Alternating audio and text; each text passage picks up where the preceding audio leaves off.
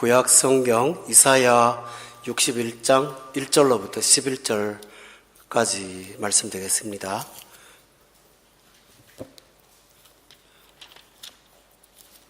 창세기에 보면 하나님께서 하늘에 그 달과 또 해를 창조하셔서 그것들로 계절과 날과 해를 이루게 하신 물리 법칙을 조성하신 이후에 1년의 단위가 시작됐고 그 단위로 해서 연말이 있고 새해가 있도록 하나님께서 이 주기를 만들어 주셨습니다.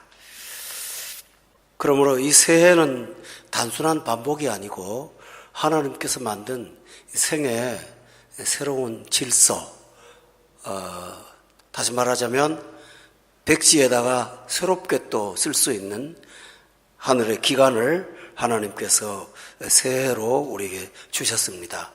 새해가 되면 사람들은 막연히 어떤 적어도 희망을 품게 되고 많은 사람들은 소망의 인사를 또 하기도 하고 또 대부분의 사람들은 올해는 뭔가 잘 될 거야 하는 막연한 낙관으로 이 한 해를 시작할 때가 많지요. 그런데 하나님은 새해를 시작하면서 희망사항이 아닌 실제 이루어질 일을 말씀하고 있습니다. 오늘 1절에 보면 바로 그 내용이 나오는데 주 여호와의 영이 내리셔서 중반에 보니까 아름다운 소식을 전하게 한다라고 말씀하셨어요. 그러므로 오늘 우리가 첫 예배를 통해서 이 말씀을 듣는 것은 하나님께서 반드시 하시겠다고 하신 약속을 한번 되돌아보는 것입니다. 이 본문이 굉장히 중요한 또 하나의 증거가 있습니다. 예수님께서 사람의 몸을 입고 이 땅에 오셔서 30살을 집에서 하시다가 첫 번 공생애에 시작을 하면서 회당에 가서 말씀을 전했는데 그때 그 전하신 첫 번째 말씀이 오늘 바로 본문의 내용이라는 사실은 굉장히 의미심장한 의미를 갖고 있습니다. 그때 예수님은 설교하시면서 이 구약에 없는 한 구절을 말씀하셨는데 이루려 하심이라 이렇게 말씀하셨어요. 그러므로 오늘 저와 여러분이 이 말씀을 들으면서 올 한 해 동안 이 말씀이 우리에게 이루어지는 한 해가 되는 기대와 소망을 품고 말씀을 듣기를 주의 이름으로 축원합니다. 오늘 본문은 하나님께서 새해를 출발하면서 2절에 보니까 은혜의 해라고 말씀하셨습니다. 은혜라는 말이 어떤 뜻이죠? 공로 없는 자에게 하나님께서 베푸시는 선물을 은혜라고 말하죠. 근데 은혜라고 하는데 은혜의 해라고까지 말했거든요. 그래서 은혜의 해는 구약의 특정한 어떤 그 연수를 가리키는 용어입니다. 여러분이 7일 되면 안식일이라고 그러고 또 7년이 되면 안식년이라고 하죠. 그런데 안식년을 7번 맞이할 때 49년이 되잖아요.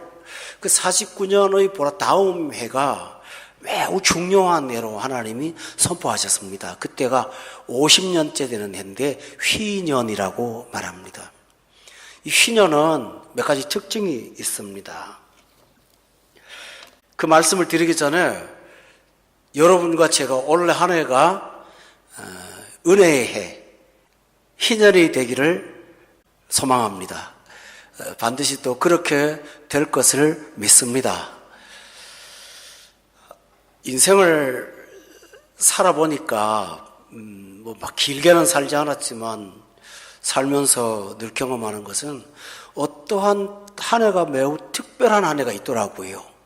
그 해가 올해가 되기를 저는 바라는 마음으로 이 말씀을 전합니다. 제 인생에 기억에 남는 해는 결혼했던 해입니다. 그 해는 안 잊어버려요.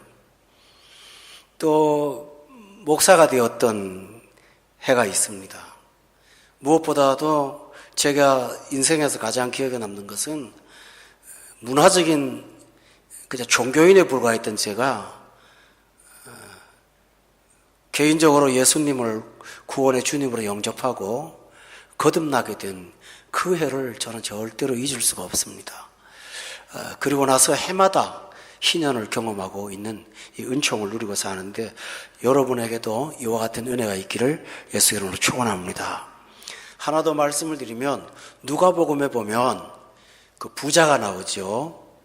부자가 성실히 일을 했어요.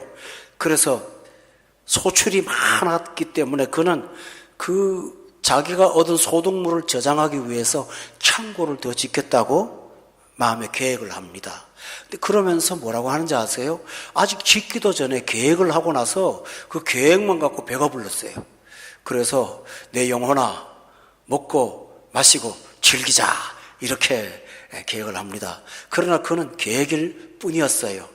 은혜의 해는 내가 수고한 대가를 누리고 사는 것이 아니고 내가 그만한 삶이 못 되는데 하나님이 예상을 뛰어넘어서 내게 문을 열어주시고 베푸는 것이 은혜의 해입니다. 여러분에게도 이 한 해가 바로 그런 상상하지 못하는 축복으로 가득한 한 해가 되시기를 여러분 소망하시고 하나님이 주실 걸 믿으시기를 바랍니다. 이 은혜의 해에 하는 일의 첫 번째는 1절로부터 3절에 나오는 내용입니다. 여기 보면 마음이 상한 자를 고치고 포로된 자에게 자유를 준다고 했는데 희년에 꼭 하는 일이 있습니다. 사람이 살다가 보면 어려움을 당해서 빚도 지고 또 빚을 졌는데 갚을 길이 없으니까 담보로 자기 땅을 저당 잡히거든요. 그런데 이스라엘 나라 법에는 희년이 되면 이 모든 것을 원주인에게로 다 돌려줍니다. 그래서 빚이 싹 없어지도록 그래서 원점으로 출발하도록 하는 것이 희년의 특징입니다. 그래서 아무리 빚이 많아도 희년이 되면 전부 탕감하고 새 출발을 하도록 하는 것이 이 희년의 특별한 은총이었는데 신기하게도 이스라엘 백성들은 이 희년을 잘 지켰습니다. 희년을 악용하지도 않았습니다. 또 하나는 뭐냐 하면 희년은 종들을 다 해방해서 집으로 돌려보냅니다. 옛날에 사람들이 종이 되는 종류가 세 가지가 있는데 하나는 전쟁에서 지면 종됩니다. 또 하나는 빚을 져서 갚을 수가 없으면 아들이나 딸이 그 집에 종으로 갑니다. 종이 되었는데 그 집에 가서 종 중에 한 사람하고 사랑을 해서 결혼을 하면 자식을 낳잖아요. 그럼 그 집 거가 됩니다. 이렇게 종이 되는 과정이 있는데 희년이 되면 어떠한 과정으로 종이 되었든지 다 해방시켜 줍니다. 자유인이 됩니다. 그래서 포로된 자에게 자유가 있다고 말했습니다. 우리가 원래 희년이라는 말, 은혜의 해라는 말은 여러분의 무거운 짐들이 다 벗어지는 한 해가 되기를 바랍니다. 그뿐 아닙니다. 여러 가지 속박으로부터 고통당했던 여러분이 자유를 누리는 한 해가 꼭 되시기를 예수 이름으로 축원합니다. 저는 여기 목회하러 처음에 와서 한 3년간 동안 참 많이 아팠습니다. 어떨 때는 쓰러져서 응급실에 한국에 비행기를 타고 급히 가지를 않나. 몇 년 동안을 그런 질병으로 고생을 많이 했고 수술도 몇 번 하면서 아주 고통을 많이 당했습니다. 그런데 어떤 계기가 있습니다. 한 집사님 한 분의 영적 문제로 금식을 하게 됐는데 그때 제가 수술받고 와서 한 달이 안 된 상황이라 항생제를 먹지 않으면 살아갈 길이 없었는데 밥을 못 먹으니까 항생제를 먹을 수가 없었습니다. 그런데 그 약을 몇 번 먹지 않고 금식한 후에 신기하게도 제 목에서 흐르던 염증이 깨끗하게 치료돼서 지금까지 적이 없습니다. 여러분 제 목을 보면 칼자국이 여러 군데 있습니다. 그랬는데 어느 해에 하나님이 제 몸에 있는 질병을 싹 걷어가시고 어느 때보다도 더 튼튼하고 건강하게 목회할 수 있도록 하셨습니다. 여러분 제게 주신 은총이 여러분에게도 올 한 해에 일어나기를 주의 이름으로 축원합니다. 꼭 저는 그때 어둠에서 이 터널을 길게 갔다가 빠져나온 것 같았는데 그 마음이 들었는데 어떤 목사님의 설교가요, 터널은 어두워도요 지름길이라네요. 그 말을 듣고 아 그렇구나, 내가 지름길을 갖고 왔구나, 이런 사실을 생각하면서 결혼하고 신혼여행 갔다 와서 쓰러진 이후에 평생을 앓던 제가 여기 와서 평생의 건강을 회복하게 하신 하나님의 은혜가 얼마나 감사한지요. 저에게만 있는 것이 아니라 여러분에게 그와 같은 은혜가 있길 믿어요. 또 하나는 경제적인 속박에서부터 자유입니다. 여러분 꼭 빚이 없더라도 우리가 필요한 것이 충분히 공급되지 않는 고통을 항상 안고 있습니다. 그런데 하나님이 어느 해부터인가 그 문제도 자유케 하시는 것을 저는 경험했습니다. 하나님이 어떤 방식이든지 우리의 삶에 자유를 허락하신다는 사실을 믿으세요? 저는 항상 마음속에 기억합니다. 내 말을 따르고 계명에 순종하는 자에게는 1000대까지 복을 주신다고 하셨지 않습니까? 이제 겨우 3대다. 저는 그렇게 믿습니다. 올 한 해 동안 여러분에게 이 1000대의 복이 시작되기를 주의 이름으로 축원합니다. 이것이 바로 은혜의 해입니다. 누구에게 그 은혜가 진행될까요? 오늘 본문은 특정한 대상만이 그 은혜를 받는다고 합니다. 그 특정한 대상을 오늘 본문은 너희라고 표현하고 있습니다. 이 너희가 누구일까요? 하나님의 백성, 누구든지 그리스도 안에 있는 사람, 예수 영접하고 하나님의 자녀가 된 사람들한테 하나님은 분명히 이렇게 말합니다. 머리가 될지언정 꼬리가 되지 않겠다고 하신 그 은총을 말씀으로 약속하셨습니다. 여러분과 저를 뭐라고 한 잡니까? 언약의 자손이다, 이렇게 말합니다. 하나님이 주신 약속을 붙잡고 기쁨으로 살아가시는 여러분 되기를 주의 이름으로 축원합니다. 은혜의 해의 두 번째는 회복입니다. 본문 4절로부터 6절에 그 내용이 나옵니다. 4절에 보면 오래 황폐하였던 것을 다시 쌓는다. 옛부터 무너진 것을 다시 일으킬 것이다. 황폐한 성읍을 대대로 무너져 있던 것들을 중수할 것이다 라고 되어 있습니다.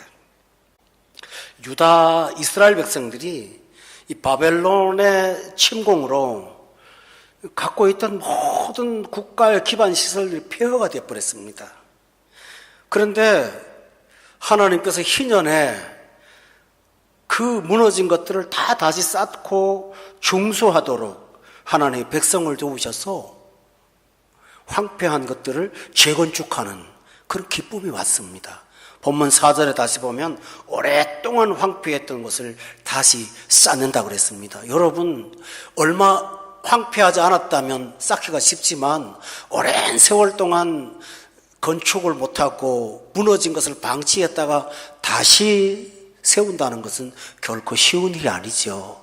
그런데 하나님이 하신다고 하면 얼마든지 가능하지 않습니까? 이 한 해가 무너진 것이 수축되고 다시 건축되는 그런 축복의 한 해가 되시기를 주의 이름으로 축원합니다. 이런 은총이 있기를 제가 바랍니다. 예수님이 말씀하셨어요. 내가 온 것은 양으로 하여금 생명을 얻고 더 풍성케 하는 것이라고 그랬거든요. 그러므로 올 한 해 여러분의 삶이 회복이 있기를 주의 이름으로 축원합니다. 경제적인 회복보다 더 중요한 것은 영광의 회복입니다. 본문 6절에 보면 사람들이 너희는 여호와의 제사장이라 일컬음을 받을 것이다. 사람들이 너희를 우리 하나님의 봉사자라 할 것이라 라고 했습니다. 이 말이 뭘까요? 명예의 회복입니다. 제가 목회하면서 지금처럼 교회가 사회의 지탄의 대상이 된 적은 없었습니다. 옛날에는 교회가 세상을 향하여 변화라고 소리를 쳤는데 지금은 세상이 교회를 보고 변화라고 소리를 지르는 이상한 시대가 되고 말았습니다. 여러분 있잖아요. 소금이 그 맛을 잃으면 다만 밖에 버리워서 사람들한테 밟힌다고 했는데요. 저는 간절한 제 개인의 소망이 있다면 하나님의 교회가 명예를 회복하고 권위를 회복하고 복음을 위해서 사람들한테 존경받는 공동체가 되는 그 영광의 회복이 올해에 일어나기를 주의 이름으로 기도합니다. 성도 여러분도 그렇게 기도해 주시기를 주의 이름으로 축원합니다. 여러분, 교회가 존경을 받을 이유가 있습니다. 교회가 어떤 존경의 대상이 되어야 영혼을 구원할 수 있지 않습니까? 그러므로 이 한 해에 그와 같은 영광의 회복이 되는데 6절에 보니까 바벨론에 종되었던 그 사람들을 여호와의 제사장, 하나님의 봉사자라고 사람들이 말할 거라고 그랬어요. 그러므로 여러분에게도 그와 같은 은총이 있으시기를 예수 이름으로 축원합니다. 구약에 보면 그 이삭이라는 사람이 우물을 팠는데 블레셋 사람들이 시기를 해서 그 판 우물을 도로 메꾸고 해서 애를 먹이는 거예요. 근데 이삭은 온유한 사람이라서 그 사람들하고 싸우지 않고 빼앗기면 다른 데 가서 또 우물 파고 빼앗기면 또 우물 파고 그렇게 하면서 양보하고 살았어요. 그런데 신기한 사실은 블레셋 사람은 땅을 파도 물이 안 나와요. 근데 이삭이 땅을 파면 물이 나오거든요. 처음에는 시기 질투로 막고 애먹이다가 나중에는 이삭이 땅을 팔 데가 없으니까 물이 안 나와서 폐허된 우물을 찾아가서 야곱의 우물을 또 팠어요. 근데 거기서 물이 펑펑 나오는 거예요. 그러자 그 블레셋 사람들이 그때서야 이삭을 괴롭히기를 중단했습니다. 왠지 아세요? 아브라함에게 그들이 말한 적이 있어요. 당신은 우리 중에 있는 하나님의 선지자입니다. 사람들이 저 가정은 왜 저렇게 잘 될까? 저 사람이 하는 일은 왜 그렇게 복이 될까? 지금같이 어려운 때 왜 저렇게 잘 될까? 설명할 수 없는, 원인을 모르는 상황인데 그들이 생각하다가 하나님이 저 가정을 도우시는구나. 하나님이 함께 하는구나. 이것이 바로 뭘까요? 명예의 회복입니다. 하나님의 제사장, 하나님의 봉사자라고 일컬음을 받을 때 본문 9절에 보면 굉장히 중요한 말이 있어요. 그들은 여호와께 복받은 자손이라고 인정받는다고 말씀이 되어 있네요. 우리 한번 따라해 볼까요? 여호와께 복받은 자손. 바로 그것이 우리가 될 수 있기를 주의 이름으로 축원합니다. 교회와 교회를 비교하는 것은 옳지는 않지만 그래도 우리 교회가 복이 있는 교회가 되어서 사람들에게 사랑받고 복음 전파하는 데 어려움이 없는 아름다운 한 해가 꼭 되도록 여러분도 기도해 주시기를 원합니다.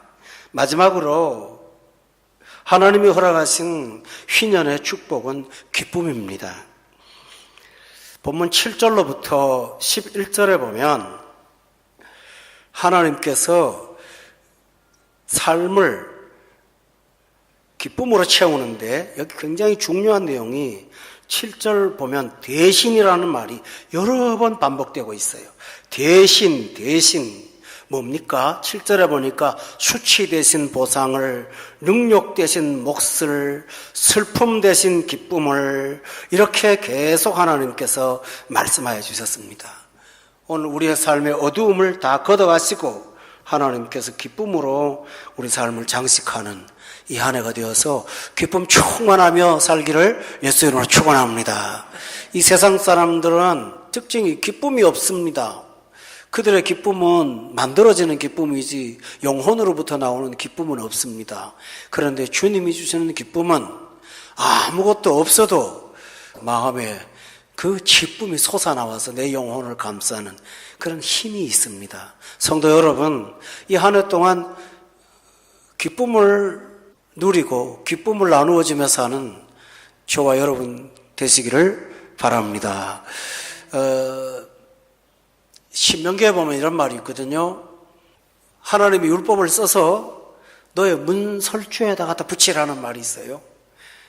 그럼 어떻게 무슨 부적처럼 갖다 붙일까요? 거기엔 중요한 의미가 있어요. 그 집에 들어갈 때 사람들이 즐거워해야 하는 거거든요. 한 예를 들면서 오늘 말씀을 마치겠습니다. 가나에서 일어나는 혼인잔치 아시죠? 혼인잔치에 신랑이 어쩐 이유인지는 몰라도 예수님을 혼인잔치의 손님으로 초대했습니다. 그런데 포도주가 떨어졌죠. 예수님께 마리아가 보고를 했고 보고받은 예수님께서 그 포도주를 만들어 주셨습니다. 근데 여러분, 그게 첫 번째 기적입니다.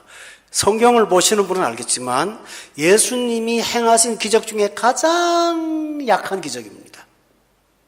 다른 일들은 불가능한 일들을 가능케 하신 것입니다. 하나님만이 할 수 있는 것입니다.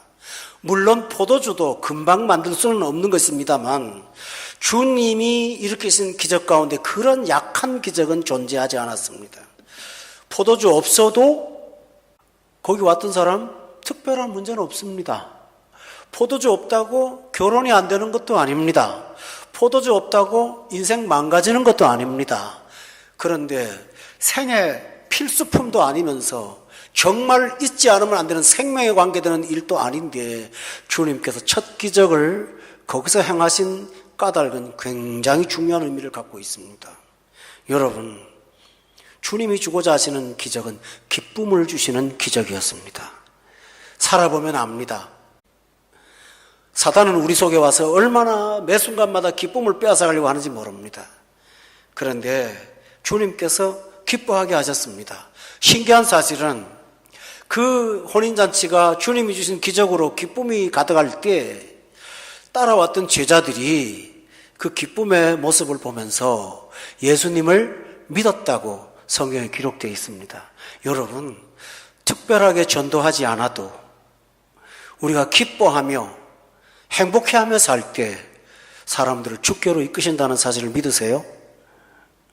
여러분의 입에서 복음이 나오지만 얼굴은 심란하고 우울하고 근심에 차인 모습으로 돌아다닌다면 누가 여러분의 삶을 보면서 예수 그리스도께 매력을 느끼겠습니까? 기뻐하십시오. 기뻐해서 기뻐할 것이 아니라 기뻐할 수 없는 상황에서 기뻐하면 하나님께서 이 일을 통해서 우리의 삶을 진정한 기쁨으로 채우실 것입니다. 오늘 본문은 우리가 누릴 기쁨이 10절에 보면 뭐라고 했습니까? 거기 보면 신랑이 사모를 쓰며 신부가 자기 보석으로 단장함 같게 하셨다. 다시 말하면 혼인잔치의 기쁨으로 살도록 하신다고 말씀하셨습니다. 또 하나 있습니다. 11절에 보면 우리의 삶이 사막에서 아름다운 꽃피는 동산처럼 만들어질 것이라고 말씀하셨습니다. 땅이 싹을 내며 동산이 거기 뿌린 것이 움돋게 한 것처럼 하나님께서 이와 같이 하시겠다고 약속하셨습니다.